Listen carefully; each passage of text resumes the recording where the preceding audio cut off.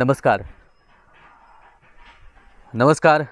नेमकं मतदान कुणाला करायचं आणि जरांगे पाटलांनी नेमकं कुणाला मतदान करायला सांगितलं या विषयावरती आज आपण चर्चा करणार आहोत. विषयाला सुरुवात करण्यापूर्वीच आपण आपल्या या चॅनलवरती नवीन असाल तर चॅनलला नक्की सबस्क्राईब करायला कोणीही विसरू नका आणि इतर बांधवांपर्यंत शेअरही करा. आपण नक्कीच भरभरून प्रेम करताय आणि आपल्या सर्वांचं पुन्हा एकदा मनापासून धन्यवाद व्यक्त करतोय आपण चॅनलला सबस्क्राईब केल्याबद्दल. तर चला आपण आजच्या या मूळ विषयाकडे बोलूया. विषय आहे की नेमकं मतदान कुणाला करायचं आणि जरांगे पाटलांनी कुणाला सांगितलं मतदान करायला.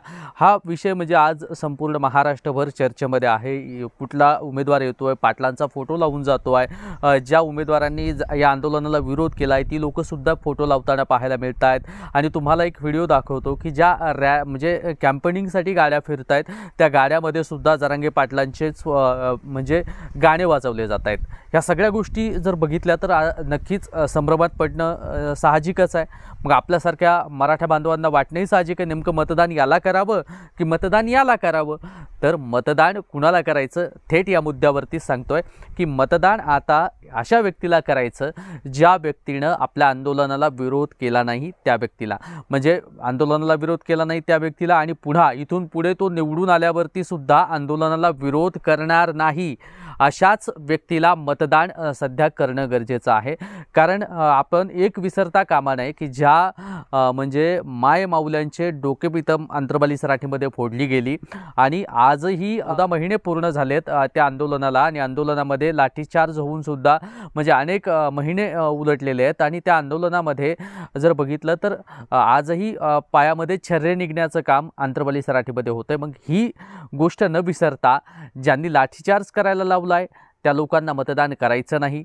आणि पुन्हा एक सांगेल की पुन्हा एक मुद्दा पुढे येतो की जरांगे पाटील हे शरद पवारांचा माणूस आहेत का आणि ह्या सगळ्या गोष्टीवरती बोलायचं असलं अरे जरांगे पाटील हे कुठल्याच पक्षाचे माणूस नाही आहेत. आणि आता उद्या जर शरद पवार जरी सत्तेत आले तरी हे आंदोलन मोठ्या ताकदीनं अंतरबाली सराठीमध्ये उभंच राहणार आहे. आंदोलन हे चालूच आहे. आणि जर बघितलं तर ह्या सगळ्या गोष्टीकडे जर बघायचं जर झाले तर 2 उमेदवार 3 उमेदवार ज्या ठिकाणी मराठा उमेदवार असे दिले गेलेले आहेत आणि तिन्ही पक्षाकडून मराठा उमेदवार दिले जात आहेत. म्हणजे कशासाठी तर मराठ्यांमध्ये संभ्रम निर्माण करण्यासाठी आणि एक अपक्ष उमेदवार तिथे कुठेतरी एक उभा राहतो आणि त्या अपक्ष उमेदवारांनी त्यांची मतं सगळी गोळा केलेली आहेत याच्याकडे सुद्धा लक्ष देणं गरजेचं आहे बांधवांनो. या 2-3 मराठा उमेदवारांपैकी जर आपण डिवाइड जर केलं मतदान तर तिन्हीपैकी तिन्ही पडतील आणि जे माणूस आपल्या आंदोलनाला विरोध करताय ते माणूस निवडून येईल. म्हणजे अपक्ष उमेदवारच बोलत नाही बरं का मी. म्हणजे अशा पद्धतीनं काही प्यादे उभे केलेले गेलेले आहेत या मतदान खाण्यासाठी किंवा हे मतदान कसं विखुरलं जाईल मराठ्यांचं मतदान आणि पुन्हा सत्तेमध्ये कसं यायचं.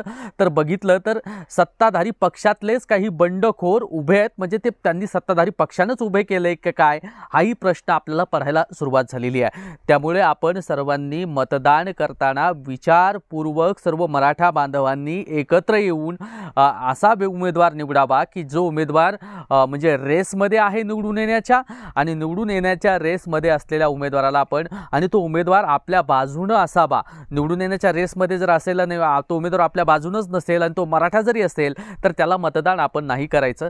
तर मतदान आपल्या बाजूनं असलेल्या उमेदवारालाच करणं गरजेचं आहे. हे ठाम मत माझं वैयक्तिक आहे. यामध्ये कुणाचंही मी म्हणजे सल्ला घेतलेला नाही. पण मला जे वाटतंय ते इतर आपल्या यूट्यूब चॅनलच्या माध्यमातून फेसबुकच्या माध्यमातून संपूर्ण महाराष्ट्रातल्या गरजवंतांपर्यंत पोहोचवत आहे. आणि याच्या पुढे जाऊन सांगेल की एक मुद्दा आता पुन्हा चर्चेत येतोय की तो मुद्दा म्हणजे जरांगे पाटलांनी नेमकं मतदान कुणाला करायला सांगितलं. तर जरांगे पाटलांनी मतदान कुठल्याही म्हणजे दादांनी तर सध्या सांगितलंय की तुम्हाला कोणाला करायचंय तर करा. कारण आता मतदान म्हणजे मी सर्वस्व अधिकार मराठा समाजाला देतो आहे.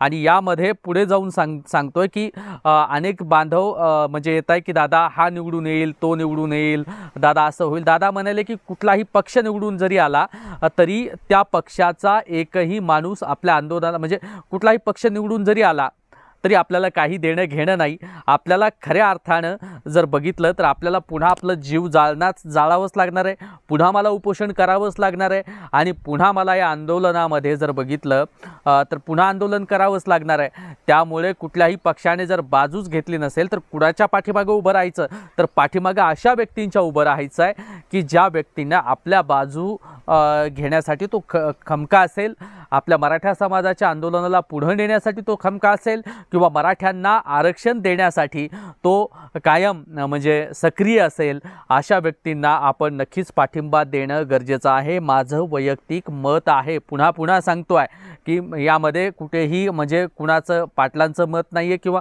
पण माझं जे वैयक्तिक मत आहे की कारण संभ्रम निर्माण झाला आहे, दादा इकडे या सभेला, दादा तिकडे सभा घ्या, दादा तुम्ही असं बोला, दादा तुम्ही तसं बोला, अनेक जण या ठिकाणी येऊन दादांना बोलायला सांगतायत। पण दादांनी सांगितलंय की संभ्रम मराठ्यांच्या मनामध्ये नाही आहे, संभ्रम मराठा बांधवांच्या डोक्यात नाही आहे। मराठा बांधवांना पक्क माहिती आहे की आपल्याला मतदान कुणाला करायचं आहे। तर नक्कीच मी पुन्हा उलगडा करून सांगतोय की मराठा बांधवांना आता पक्क माहीत झालेलं आहे की आता मतदान अशाच व्यक्तींना करायचं आहे जी व्यक्ती आपल्या आंदोलनाला विरोध करणार नाही, जी व्यक्ती आपल्या माय बहिणींची डोके फोडायला लावणार नाही, जी व्यक्ती जरांगे पाटलांवरती SIT करायला लावणार नाही, अशाच व्यक्तींना आता आपण निवडून देणं गरजेचं आहे। कारण संघर्ष योद्धे मनोज जरांगे पाटील यांचा हा लढा 14 महिन्यापासून, आणि या 14 महिन्याच्या लढ्यामध्ये आज आरक्षण देतो, उद्या आरक्षण देतो, 4 दिवस थांबा, 5 दिवस थांबा, 1 महिनाभर थांबा, 2 महिने थांबा, 3 महिने थांबा। आम्ही मुंबईमध्ये गेलो, मुंबईमध्ये वाशीमध्ये जायचं आणि अधिसूचना काढायची आणि अधिसूचना हातामध्ये दिल्यानंतर पुन्हा सांगायचं की आता म्हणजे अधिसूचना हातात द्यायची। अधिसूचना दिल्यानंतर जर बघितलं तर अधिसूचना देऊन सुद्धा ती अधिसूचना पारित करायची नाही। अशा सगळ्या गोष्टी जर या महाराष्ट्रामध्ये घडल्या गेलेल्या आहेत आणि सध्या आरक्षण हे खऱ्या अर्थानं संघर्ष योद्धे मनोज जरांगे पाटील पुन्हा आंदोलनाचा लढा उभा करणार आहेत आणि आता हा आंदोलनाचा लढा नेमका कसा असणार आहे याकडेही आपण सर्व चर्चा सविस्तर, पुढचं आंदोलन कसं असणार आहे यावरती एक सविस्तर म्हणजे एक सविस्तर एक व्हिडिओ आपल्या पुढे आणणार आहे आणि तोही व्हिडिओ आपण इतर बांधवांपर्यंत शेअर करावा। गावागावामध्ये सध्या बैठका घेण्यासाठी सुरुवात होणार आहे हेही सध्या सांगितलं जातं आहे आणि अशा सगळ्या घडामोडीवरती आपण प्रत्येक अपडेट आपल्यापर्यंत देत असतो आणि आपल्या डोक्यातला नक्कीच संभ्रम दूर झाला असेल असं मला वाटतंय। कारण आपण या विषयावरती चर्चा जी केलेली आहे ती विषय तो आहे की आपण कुणीही डोक्यामध्ये संभ्रम ठेवू नका।